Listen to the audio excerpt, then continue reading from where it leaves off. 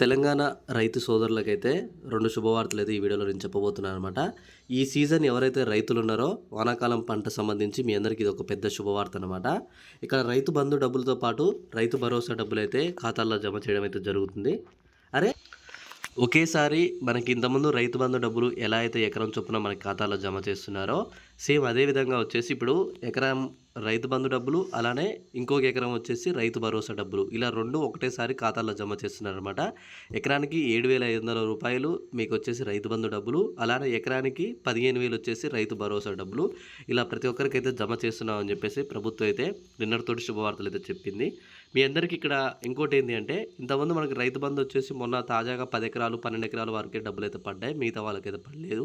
కానీ ఈసారి వచ్చేసి రైతు బంధు డబ్బులు అనేది 20 ఎకరాల వరకు పెంపు అంటే మనకైతే పెంచారు అని చెప్పేసి కూడా ఒక స్పష్టత అయితే ఇచ్చింది. అవి కూడా ఎవరికి 20 ఎకరాల ఉన్న వారికి ఎవరెవరికి పడతాయి, అలానే మీకు పడతాయా లేదా, రేపటి నుంచి రైతు బంధు ఏ జిల్లాల వరకు కొనసాగిస్తున్నారు, రైతు భరోసా డబ్బులు ఎప్పుడు పడతాయని చెప్పేసి మీ అందరికీ ఈ వీడియోలో నేను స్పష్టంగా చెప్తాను. మీరు చేయవలసిందల్లా ఏం లేదు, ఒకసారి మీది ఏ జిల్లా అని చెప్పేసి అయితే కామెంట్ చేయండి.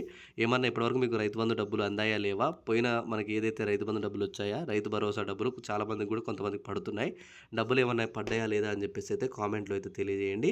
అలానే రుణమాఫీ విషయంలో కూడా మీకు ఏమన్నా డౌట్స్ ఉంటే వీడియో చేయంటే దాని గురించి కూడా అయితే నేనైతే వీడియో చేస్తాను. అయితే ఇక్కడ మెయిన్గా చూసుకున్నట్లయితే రైతు బంధు విషయంలో వచ్చేసి రైతు బంధు డబ్బులు అనేవి మీకు పడాలంటే ఆల్రెడీ మునుపు కూడా మీకు వీడియోలో చెప్పాను, ఆ భూమి అనేది మీరు సాగు చేస్తూ ఉండాలి. సాగు చేసిన భూములకు మాత్రమే రైతు బంధు డబ్బులు అయితే అందజేస్తున్నారు. మరి రైతు భరోసా విషయంలో కూడా సేమ్ అనమాట. ఎవరైతే సాగు చేస్తున్న వాళ్ళు ఉన్నారో, ఏవైతే రైతు బంధు సంబంధించి మీరు సాగు చేస్తున్న భూములు ఉన్నాయో అవే డబ్బులు వచ్చేసి మీకు రైతు భరోసా కింద కౌలు రైతులకైతే అందజేస్తారు అనమాట ప్రభుత్వం వచ్చేసి. అయితే ఇక్కడ సర్వే ప్రకారం రైతు భరోసాకైతే ప్రస్తుతానికైతే సర్వే జరుగుతుంది అని చెప్పేసి ప్రభుత్వం ఇక్కడ స్పష్టత చేసింది. చూడండి, 10 రోజుల్లో సర్వే పూర్తి కాగా ఆగస్టు 15లోగా మొత్తం రైతు భరోసా డబ్బులు అందిస్తామని చెప్పేసి మనకు ప్రభుత్వం అయితే చెప్తుంది.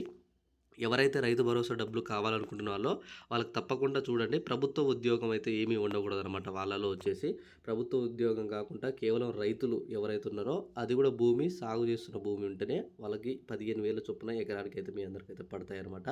ఇక ఈ రుణమాఫీ విషయంలో ఆల్రెడీ తెలిసిందే, ప్రభుత్వం రుణమాఫీ గురించి ఆల్రెడీ స్పష్టత చేసింది. రుణమాఫీ ప్రక్రియ ఆల్రెడీ జరుగుతూనే ఉంది. దానిపై మీకు ఇంకా పెద్ద సమాచారం కావాలనుకుంటే ఒకసారి వీడియో కింద కామెంట్ చేస్తే నేను దాని గురించి కూడా ఇంకో వీడియో చేస్తాను.